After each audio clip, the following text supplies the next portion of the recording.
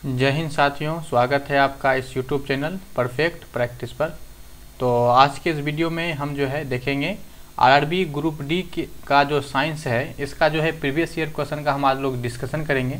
ये online exam हुआ था 9/10/2018 को और इस डेट का हम जो है शिफ्ट नंबर 2 का यहाँ पे डिस्कशन करने जा रहे हैं, जिसमें कि बहुत शानदार जो है साइंस का क्वेश्चन आया हुआ था। ये हमारा जो है इस सीरीज़ का क्लास नंबर 18 है।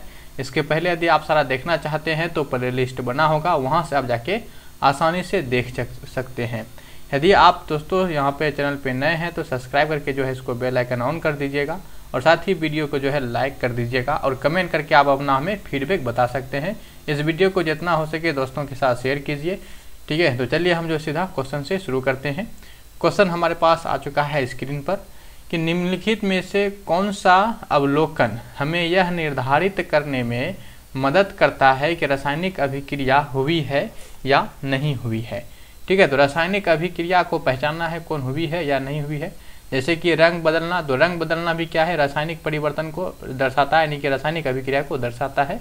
तो हमारा ऑप्शन क्या है, ए भी इस हिसाब से सही है। दूसरा ऑप्शन क्या है कि अवस्था में परिवर्तन, तो रासायनिक अभिक्रिया में अवस्था का भी परिवर्तन हो जाता है, ये भी सही है। गैस का उत्सर्जन, ये कथन भी सही है, यानी कि इसमें से सारा ही कथन क्या है, सही है। तो ऑप्शन हमारा क्या बनेगा यहाँ पे दोस्तों, डी बनेगा। ठीक है, चलिए नेक्स्ट क्वेश्चन हमारे पास क्या है कि निम्नलिखित में से कौन सा विकल्प आरबीसी के बारे में सत्य नहीं है। तो आरबीसी के बारे में कौन सा कथन सत्य नहीं है, इसके बारे में बताना है। जैसे कि आरबीसी का यहाँ पे कार्य दिया हुआ है, तो कार्य आरबीसी का क्या होता है, आरबीसी का कार्य है ऑक्सीजन और कार्बन डाइऑक्साइड का परिवहन करना। तो पहला कथन बिल्कुल सही है। आकार जो है, आकार के बारे में यदि बात किया जाए तो इसकी आकार जो है अमीबा के आकार का होता है या फिर वृत्तीय आकार का आरबीसी होता है। इसका जो आरबीसी है, आरबीसी का जो गणना होता है, मतलब कि काउंटिंग होता है, वो हेमोसाइटोमीटर के द्वारा होता है, ये भी आपका सही है। तो हमारे पास कथन कौन सा गलत होगा, ऑप्शन डी कथन गलत होगा और हमें यहाँ पे हमारा जो आंसर बनेगा वो ऑप्शन डी बनेगा कि इसकी लंबाई की बात यहाँ पे कहा गया, लंबाई की कोई बात नहीं होनी चाहिए।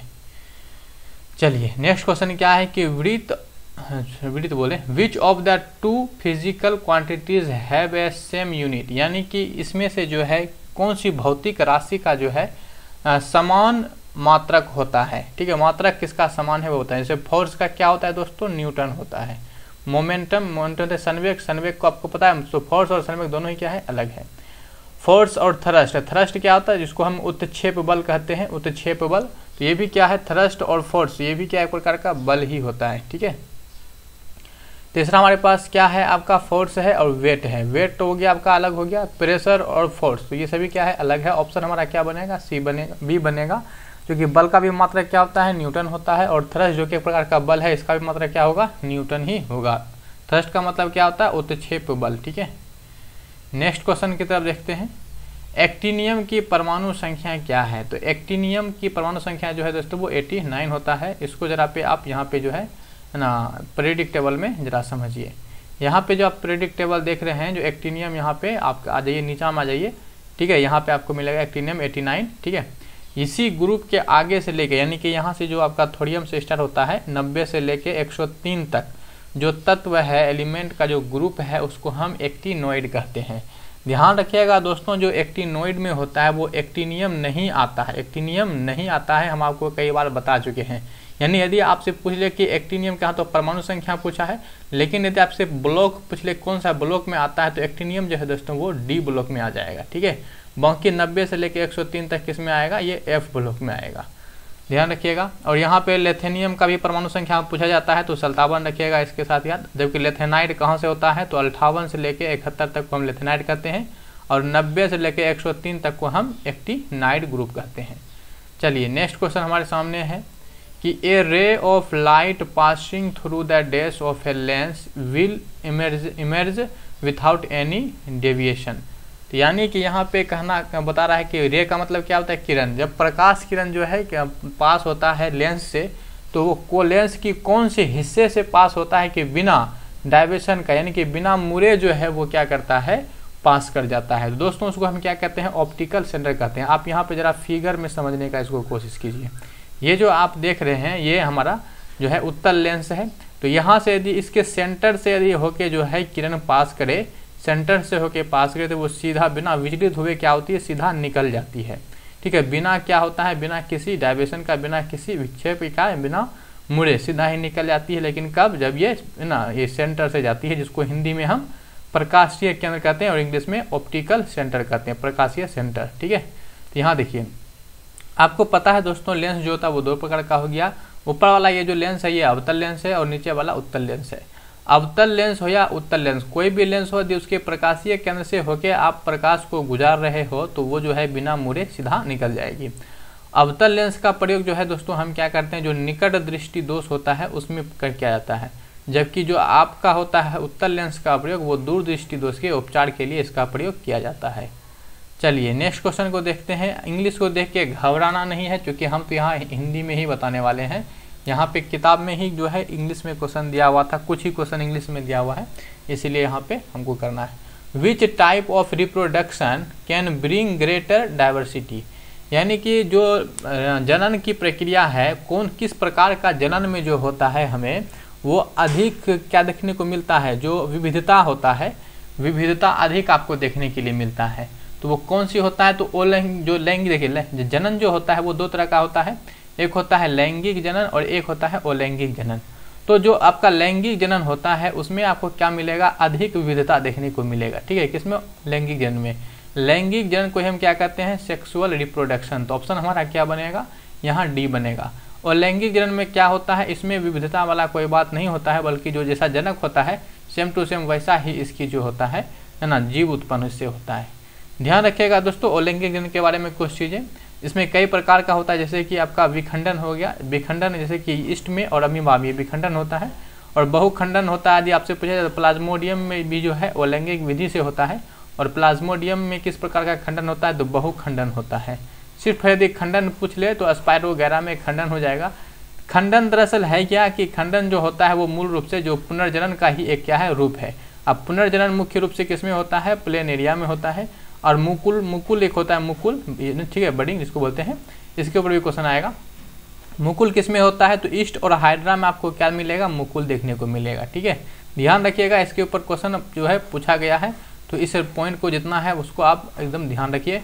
और हमारे चैनल पे बने हुए हैं तो हम बार बार आपको रिपीट करते रहते हैं, ताकि आपको देख के दिमाग में सुन के भी बैठ जाए। डैश सबसे तरल एल्कोहल है। अब एल्कोहल में आपको बताना है कि सबसे सरल कौन है। तो एल्कोहल का फॉर्मूला क्या है दोस्तों, OH होता है। ठीक है, OH होता है, और इसके नाम में क्या लगता है, ओल लगता है। ठीक है, ओल। ठीक है, यहाँ पे देखिए मेथेनॉल है, तो मेथेनॉल में कितना कार्बन होगा, एक कार्बन होगा। आपको हम केमिस्ट्री वाले में बताए हैं इसके बारे में, रूट ऑफ कार्बन के बारे में। तो मेथेनॉल में कितना कार्बन होगा, एक कार्बन होगा। ब्यूटेनॉल में कितना कार्बन होगा दोस्तों, तो इसमें जो है आपका 4 कार्बन होगा। जबकि एथेनॉल में जो है दोस्तों यहाँ पे 2 कार्बन होगा। ये एथिल एल्कोहल जो है आपका यही आ जाता है। ठीक है, तो यहाँ पे सबसे कम किस में है, तो मेथेनॉल में है। तो सबसे सरल क्या हो जाएगा, मेथेनॉल, ऑप्शन ए बनेगा। चलिए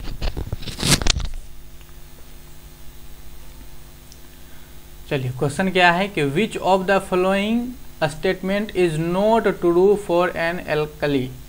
तो यहाँ पे जो है क्षार के बारे में, एल्कली में देखो क्षार के बारे में जो है इसमें से कौन सा कथन जो है वो सही नहीं है। तो क्षार के बारे में आपको पहले चलिए हम बता देते हैं, आपको याद ही होगा, नहीं याद है तो पहले चलिए हम आपको बताते। देखिए क्षार जिसको कि भस्म कहते हैं, बेस कहते हैं, ये क्या होता है, स्वाद में जो है कड़वा होगा।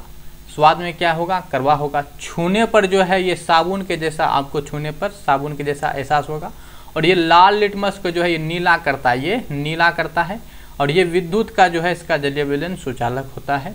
यह जल से क्रिया करने के बाद जो है वो हाइड्रोजन गैस प्रदान करता है। और इसका पीएच मान जो होता है वो 7 से अधिक होता है। यहाँ पे जो है कुछ आप क्षार को उदाहरण देख सकते हैं। और ये जब जल में जो घुलनशील भस्म होता है हम उसी को दरअसल क्या कहते हैं, क्षार कहते हैं। तो उम्मीद करते हैं समझ में आ गया होगा। अब यहाँ पे जो है हम ऑप्शन देख लेते हैं क्षार के बारे में कौन सही है।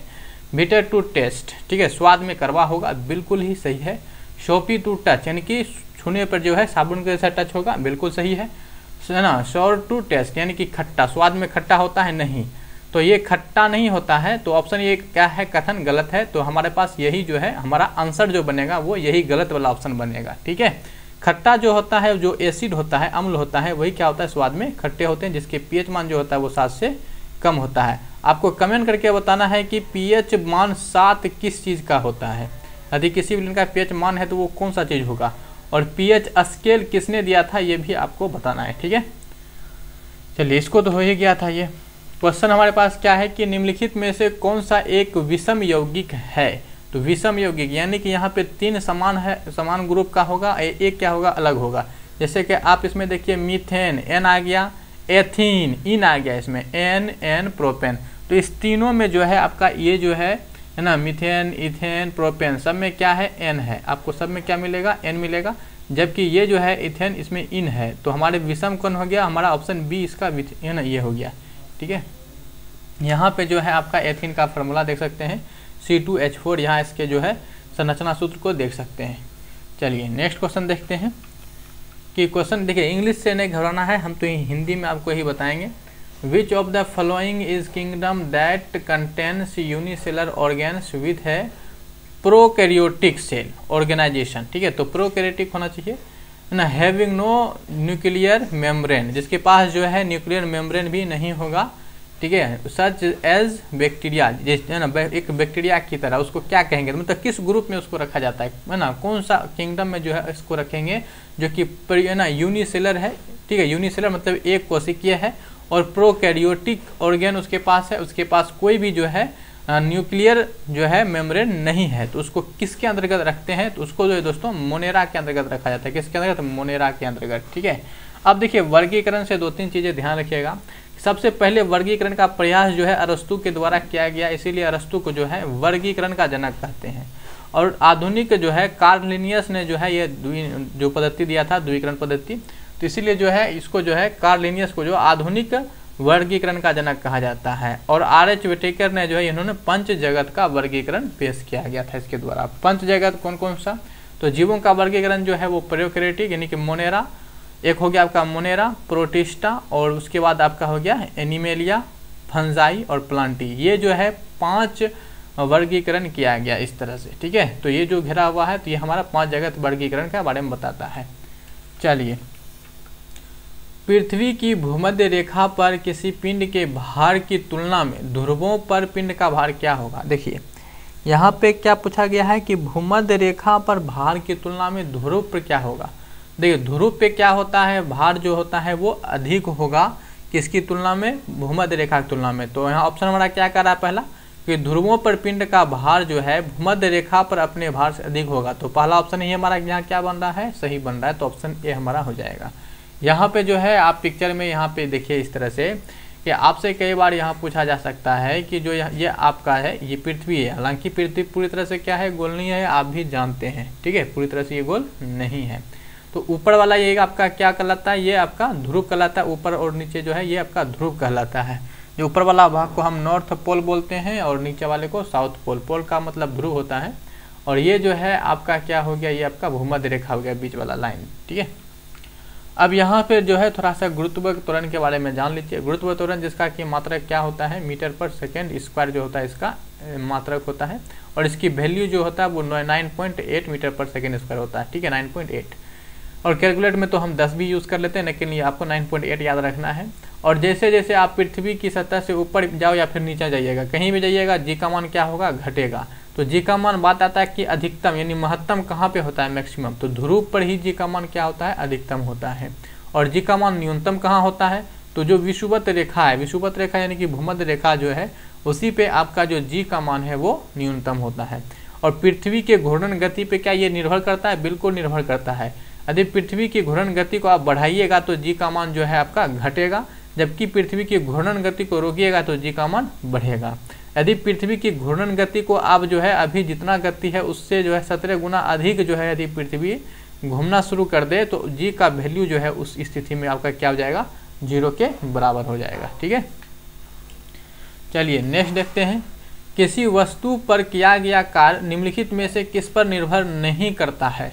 तो किसी वस्तु पर क्या क्या कार्य जो है किस पर निर्भर नहीं करता। पहले बात तो ऐसा क्वेश्चन पहले भी आ चुका है और हमने आपको बड़ा अच्छा से बताया याद करने के लिए। याद क्या कैसे करना है, उसके लिए आपको जो है ये फार्मूला बस आपको ध्यान रखना है। जो कार्य का फार्मूला होता है W बराबर FS cos थीटा, इसी से जो है इसका आंसर निकल जाएगा। F का मतलब क्या होता है, बल, S का मतलब विस्थापन और cos थीटा तो आपका यहाँ पे एंगल है। ठीक है। पहला ऑप्शन क्या, अगर बल और विस्थापन के बीच के कोण पे निर्भर करता है, तो बिल्कुल यहाँ पे देख लीजिए एंगल है कि एंगल का बात यहाँ पे हो रहा है, तो बिल्कुल ये क्या है, सही कथन है। विस्थापन पर निर्भर करता है, तो एस जो दर्शा रहा है ये आपका विस्थापन ही दर्शाता है, तो दूसरा कथन भी आपका बिल्कुल सही है। प्रयुक्त बल, क्या बल पे निर्भर करता है, तो यहाँ पे जो एफ दिखा रहा है ये तो बल पे ही निर्भर करता है। वस्तु के द्रव्यमान, कहीं आपको इसमें द्रव्यमान यानी कि मास नजर आ रहा है, बिल्कुल भी नहीं, तो इस पे निर्भर नहीं करता है। जिस पे निर्भर नहीं करता था उसी को आंसर बताना था, तो ऑप्शन हमारा क्या हो जाएगा, इसका डी ही करेक्ट यहाँ बनेगा। आशा करता हूँ आपको ये समझ में आ गया होगा। आप अभी तक आपने लाइक नहीं किया है तो लाइक इसको जो है कस के दबा के लाइक कर दीजिए, बहुत ही अच्छा रहेगा। चलिए थोड़ी सी जो है हम कार्य के बारे में जान लेते हैं। देखिए ये आपका कार्य का क्या है, फार्मूला है। यदि आपका जो बल है, यदि आप बल लगा रहे हैं, बल यदि विस्थापन के विपरीत है तब आपका कार्य को ऋणात्मक माना जाएगा, और यदि बल जो है विस्थापन के समांतर हो तब कार्य जो है धनात्मक होगा। और बल और विस्थापन यदि आपस में ये परस्पर लंबवत है तो कार्य क्या हो जाएगा, शून्य हो जाएगा। क्योंकि लंबवत हो जाएगा यानी कि थीटा का वैल्यू 90 हो जाएगा। जब थीटा का वैल्यू 90 हो जाएगा दोस्तों, तो कोस थीटा का वैल्यू कितना हो जाएगा, 0 हो जाएगा, और इस पूरे मान को ये कोस क्या कर देगा, 0 कर देगा। चलिए नेक्स्ट क्वेश्चन हमारे पास यहाँ क्या है कि which of following reproduce by budding. तो यहाँ बडिंग मतलब क्या हो गया, मुकुलन। तो मुकुलन किस में होता है, इतना तभी तो बताए थे आपको, किस में होता है, ईस्ट में होता है। ठीक है, यहाँ से आप देख लीजिए मुकुलन किस में होता है, ईस्ट में होता है, ईस्ट और हाइड्रा में। ये दो कथन यहीं से क्वेश्चन बना हुआ था, इसके पहले भी इसका बारे में हम चर्चा कर ही चुके हैं।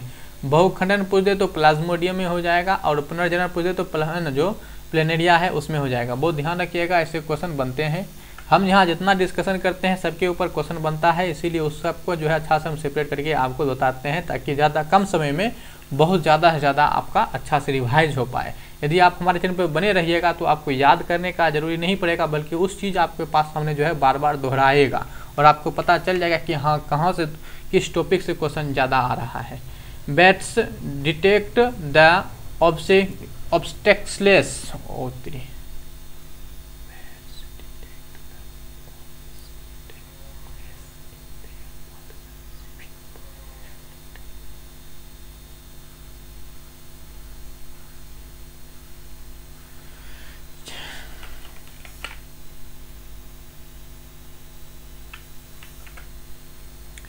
चलिए ये क्वेश्चन हमारे पास क्या है, बैट्स यानी कि जो यहाँ पे चमगादड़ से संबंधित। चमगादड़ जो है जो अभी अपना शिकार करता है, रास्ता ढूंढता है, वो पा ढूंढता है, रास्ता रिसीव करता है, वो किसके रिफ्लेक्शन से करता है, तो वो आपका अल्ट्रासोनिक वेव करता है। क्या, अल्ट्रासोनिक वेव। ठीक है, पराश्रव तरंग से। तो चलिए जरा इसके बारे में थोड़ा सा समझ लेते हैं। देखिए पराश्रव तरंग जिसको कि हम अल्ट्रासोनिक वेव कहते हैं, इसको क्या कहते हैं कि इसकी आवृत्ति क्या होती है, 20,000 से अधिक होती है, जिसको कि हम सुन नहीं सकते। लेकिन जो चमगादड़ है, इसके ऊपर क्वेश्चन आया हुआ था, डॉल्फिन, चमगादड़, कुत्ता, बिल्ली, ये सब क्या करते हैं, उसको आसानी से सुन सकता है। डॉल्फिन के बारे में आप एक चीज़ नोट करके रखिएगा कि डॉल्फिन जो है 1.5 लाख हर्ट्ज तक की जो है, ये 1.5 लाख हर्ट्ज तक की वाले जो ध्वनि है उसको भी ये आसानी से सुन सकता है। कौन, डॉल्फिन। देखिए आवृत्ति के आधार पे जो है ध्वनि को 3 भागों में बांटते हैं। एक अवसरव तरंगे हो गया, जिसको हम इंफ्रासोनिक कहते हैं, इसकी आवृत्ति क्या होता है, 20 हर्ट्ज से कम होता है। इसको भी जो है मनुष्य नहीं सुन सकता है, लेकिन जो भूकंप से आने वाला जो पहला तरंग होता है वो यही तरंग होता है, जिसको कुत्ता, बिल्ली जैसे जानवर सुन सकता है। हम लोग जो है जिसको सुन सकते हैं उसको हम ऑडियोबल वेव कहते हैं, यानी कि श्रव्य तरंग कहते हैं, जिसको कि मनुष्य सुन सकता है। इसकी आवृत्ति जो होता है वो 20 हर्ट्ज से 20,000 हर्ट्ज के बीच होता है, और इसके जो है हम लोग सुन सकते हैं। और ध्यान रखिएगा यहाँ पे नोट करके कि जो 5 वर्ष से कम का आयु का बच्चा है और जो कुत्ता है वो 20 हर्ट्ज से भी अधिक सुन सकता है। कितना तक, 25,000 हर्ट्ज तक की ध्वनि को वो सुन सकता है। 5 साल का बच्चा, बहुत इंपॉर्टेंट, ध्यान में रखिएगा। क्वेश्चन हमारे पास नेक्स्ट है कि which of the following is an electronic configuration of an non metal. Non metal का मतलब क्या है, अधातु। इनमें से कौन जो है अधातु का इलेक्ट्रॉनिक विन्यास है। तो धातु का इलेक्ट्रॉनिक विन्यास मतलब क्या हो गया, जो भी धातु का इलेक्ट्रॉनिक विन्यास होगा वो या तो 4 से अधिक, 4 या 4 से अधिक होगा, 4, 5, 6, 7, 8। ठीक है, तो इस तरह से ये क्या हो सकता है आपका, ये अधातु का होगा। जैसे कि 5 है, ये क्या आपका अधातु है, तो ऑप्शन हमारा ए ही बन जाएगा। अब बोलिएगा इसमें 4 है, तो ये भी जो है इलेक्ट्रॉनिक कॉन्फ़िगरेशन तो 4 है, तो ये हो सकता है अधातु हो, लेकिन यहाँ पे आप इसको काउंटिंग करके है ना, एलिमेंट कौन सा है इसको देख लीजिए। 8, 2, 10, 8, 14। 14 में किसका आता है, सिलिकॉन, जो कि क्या है, एक अर्धचालक है। ठीक है, यानी कि उपधातु है। ये क्या है, उपधातु सिलिकॉन में आ जाता है। ठीक है, क्या है, उपधातु है। तो यहाँ पे हमें नॉन मेटल बताना था, तो ऑप्शन क्या हो जाएगा हमें ये। ठीक है, तो यहाँ पे यदि एक तरह से देखा जाए कि इलेक्ट्रॉनिक कॉन्फ़िगरेशन के आधार पे यदि हम बेस बात करें तो ये भी ना यहाँ पे सही हो सकता है, लेकिन नन मेटल कौन है इसके आधार पे हमको ए जाना है, ए चुनना पड़ेगा, क्या ए चुनना हैगा। ठीक है, चलिए यहाँ पे जो है ध्यान रखिएगा कि धातु के बारे में, कहाँ धातु है कहाँ अधातु है। आपकी आवर्त सारणी में जो यहाँ पे आप देख रहे हैं ये मोसले के द्वारा दिया गया था और क्वेश्चन पूछता है कब, तो 1913 में। यहाँ जो है ये जो आपका ये देख रहे हैं ये सभी क्या है, आपका उपधातु है। ये क्या है, उपधातु है। उपधातु के दाएं तरफ इस तरफ जो है जितना भी है, यहाँ से लेके यहाँ तक जितना भी है सबका सब क्या है, अधातु है। और इसके जो है इधर यहाँ से लेके इधर जितना भी है, ठीक है, इस लाइन के इस तरफ जितना भी है सबका सब क्या है, आपका धातु है, मेटल है। ठीक है, ध्यान रखिएगा इस बात को। और इसको ये दो को जो है यहाँ से यहाँ तक आता है, ये एस ब्लॉक में आता है, और ये जो है पूरा का पूरा यहाँ ये पी ब्लॉक में आता है। जबकि ये नीचा वाला जो खटाल है आपका यहाँ से यहाँ तक लेके ये डी ब्लॉक में आता है। सबसे निचला जो खटाल आपका होता है ये एफ ब्लॉक में आता है दोनों। चलिए नेक्स्ट क्वेश्चन हमारे पास क्या है कि देश पूरी तरह से मुक्त रहने वाले समुद्री जीव है। तो पूरी तरह से मुक्त रहने वाले समुद्री जीव को इसमें कौन है, तो इकाइनोडर्मेटा है। कौन है, इकाइनोडर्मेटा। ऑर्थोपोडा के बारे में आपको बता चुके हैं कई बार। ठीक है, यहाँ पे नेक्स्ट क्वेश्चन आ चुका है। क्वेश्चन क्या है कि when an object sinks the up thrust of the liquid on the object is, यानी कि यहाँ पे क्या लग रहा है, कोई ऑब्जेक्ट है उसके ऊपर जो है लिक्विड में, लिक्विड के ऊपर जो है ये थ्रस्ट बल लग रहा है, तो वस्तु में क्या होगा। देखिए अब थ्रस्ट के बारे में क्या बोले, थ्रस्ट क्या है, बल है, उत्क्षेप बल जिसको बोलते हैं, उत्क्षेप बल, उत्पल्लवन बल भी आप इसको कह सकते हैं।